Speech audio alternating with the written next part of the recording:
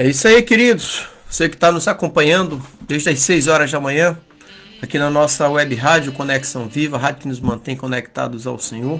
Agora você também nos acompanha através das nossas redes sociais, pelo nosso Facebook e canal no YouTube, Conectados ao Sagrado. Vamos orar então. Senhor Deus Santo, vivo, poderoso, Deus Criador dos céus e da terra. Deus, muito obrigado, Pai. Obrigado pelo descanso da noite. Obrigado por mais um dia de vida, Senhor. E obrigado por este ar que respiramos, pela água que bebemos, pela comida sobre a mesa. E obrigado pela família que temos. Obrigado, Deus, porque a tua misericórdia renovou-se nesta manhã. E a tua misericórdia é a causa de nós não sermos consumidos.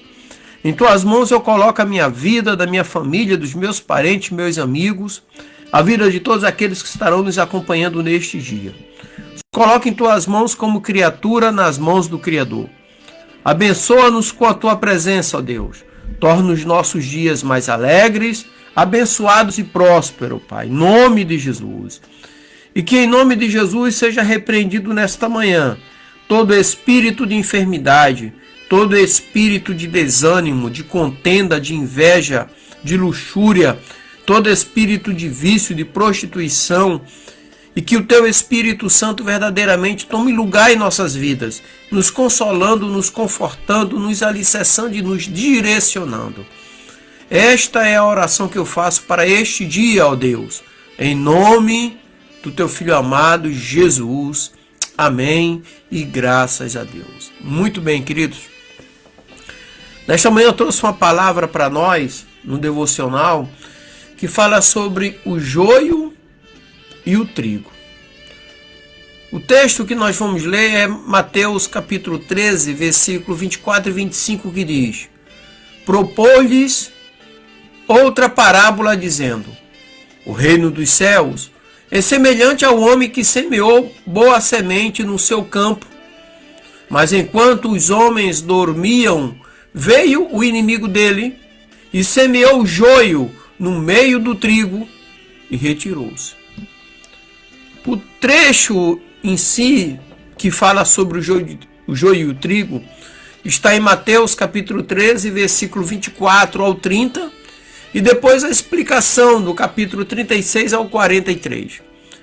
Nesse texto, contém a parábola do trigo e do joio, uma das parábolas mais significativas de Jesus. E nesta parábola, Jesus usa uma imagem agrícola familiar para ilustrar uma importante lição espiritual para a minha vida e para a sua vida. Ou seja, um fazendeiro planta trigo em seu campo, mas durante a noite o inimigo semeia joio entre o trigo. E quando os servos percebem o joio, eles questionam o fazendeiro sobre o que fazer. Então o fazendeiro instrui que ambos cresçam juntos até a colheita, quando o trigo será recolhido e o joio será separado e queimado.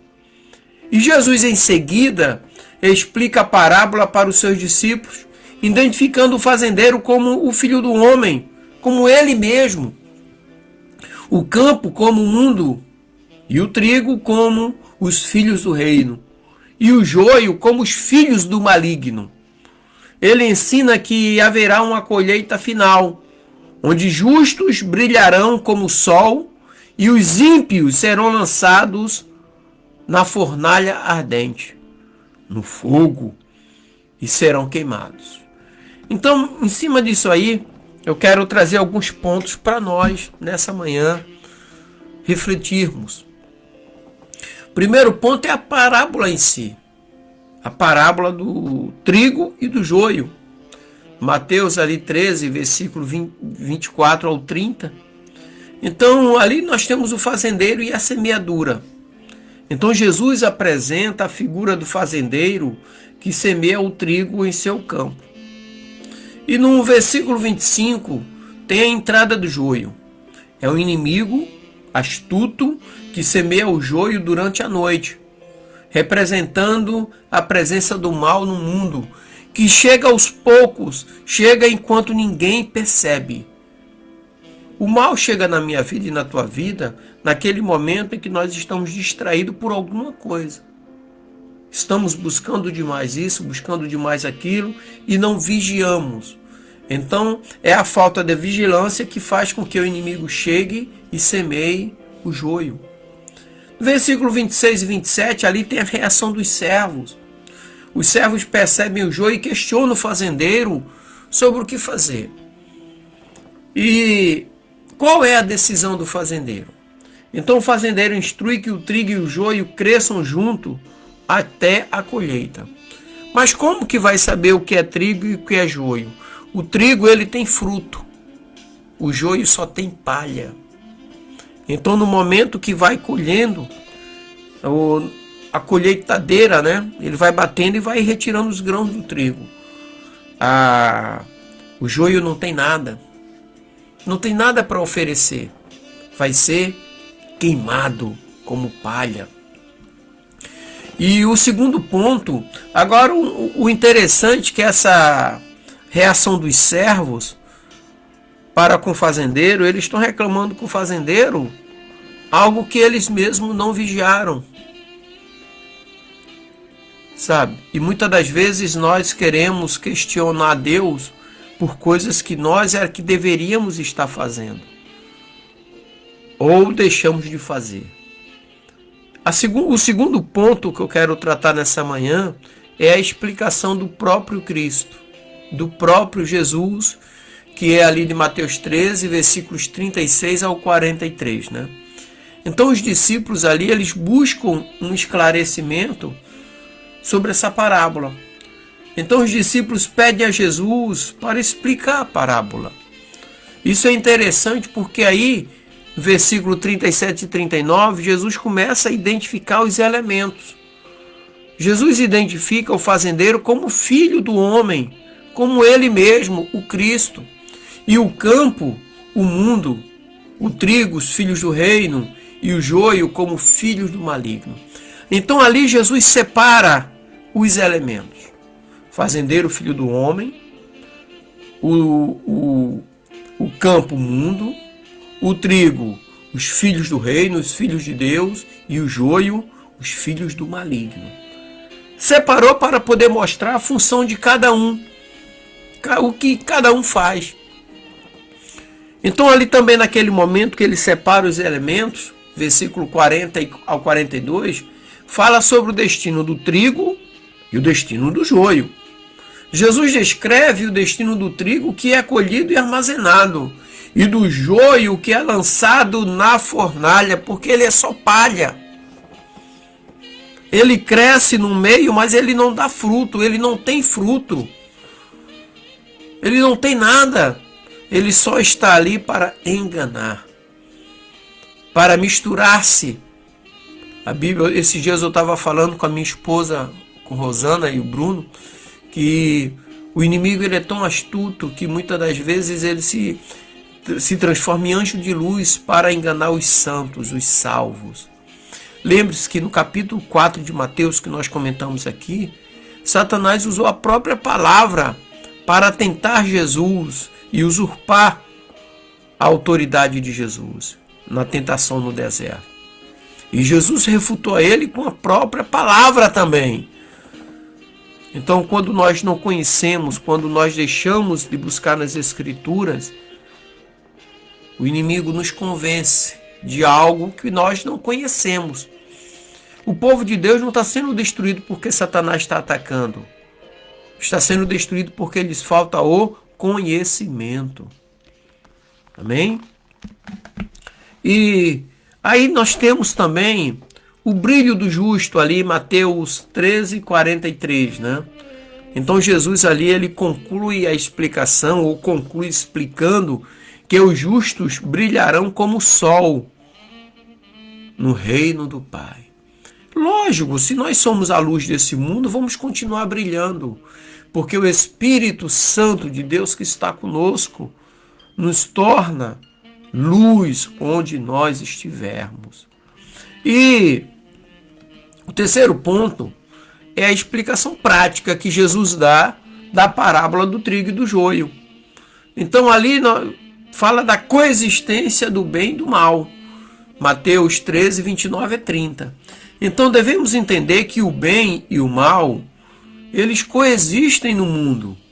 E Deus permitirá que ambos cresçam até o julgamento final. Também existe a preparação para a colheita, no capítulo 13, 43.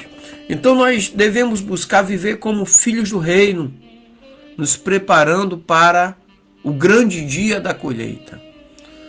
E chegará o dia que o Senhor vai nos falar: vinde vós, que sois benditos do meu Pai, e possuís por herança o reino que vos está preparado desde a fundação do mundo. É uma mensagem poderosíssima. Então devemos estar nos preparando. Então, por que isso? Porque de acordo com Hebreus 9, 27, existe o julgamento e o destino eterno. O destino eterno de cada pessoa será determinado no julgamento final. E devemos estar preparados para esse dia. Nós nos preparamos aqui para morarmos no céu. Ok? Então, existe esse julgamento. E o interessante é que nós vamos brilhar e brilhamos como luz no mundo. De acordo com Mateus 5,16, ou seja, como filhos do reino, devemos brilhar como luz no mundo, refletindo quem? A glória de Deus. Não é a glória de homens. Em Malaquias 4,2 diz assim, Malaquias 4,2: para vós que temeis o meu nome, nascerá o sol da justiça, trazendo salvação debaixo de suas asas. Ou seja, nascerá o sol da justiça. A justiça de Deus nasce na vida daqueles que temem o seu nome. Não é a justiça de homens. Tem muita gente hoje buscando justiça de homens, justiça de fulano, ciclano e beltrano. Mas é a justiça de Deus, sabe? Que vem através de temer o nome dele. Quero mandar um abraço para minha irmã Glória, que está nos acompanhando lá de Pernambuco, Recife. Deus abençoe, minha irmã. Abençoe sua vida, abençoe a vida das filhas, né? Kelly e Andressa, do neto, do genro. Deus abençoe grandemente a vida de vocês. Então, queridos, eu quero concluir nessa manhã aqui com vocês, dizendo que a parábola do trigo e do joio nos lembra da realidade da coexistência do bem e do mal nesse mundo. Nós temos o direito de escolha. E cada escolha que nós fazemos tem uma consequência. Mas o bem e o mal coexistem nesse mundo. Então a parábola do trigo e do joio nos ensina que, enquanto o mal está presente, Deus permite que ambos cresçam juntos até o dia da colheita final. E é nesse dia da colheita final que o Filho do Homem, Jesus, virá como o grande fazendeiro para colher o trigo, que representa os filhos do reino, e lançar o joio, que representa os filhos do maligno, na fornalha ardente. Então essa é uma imagem solene do julgamento final. Portanto, meus queridos, como discípulos de Cristo, precisamos nos preparar para esse dia sim, vivendo de acordo com os valores do reino, brilhando como luz no mundo e proclamando o evangelho da salvação. E devemos buscar ser trigo em meio ao joio, evidenciando nossa filiação no reino de Deus. Amém? Então, queridos, que Deus te abençoe. Que Deus derrame bênção sobre a sua vida.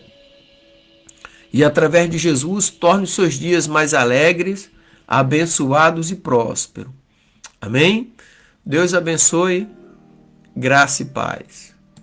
E para você que está conosco,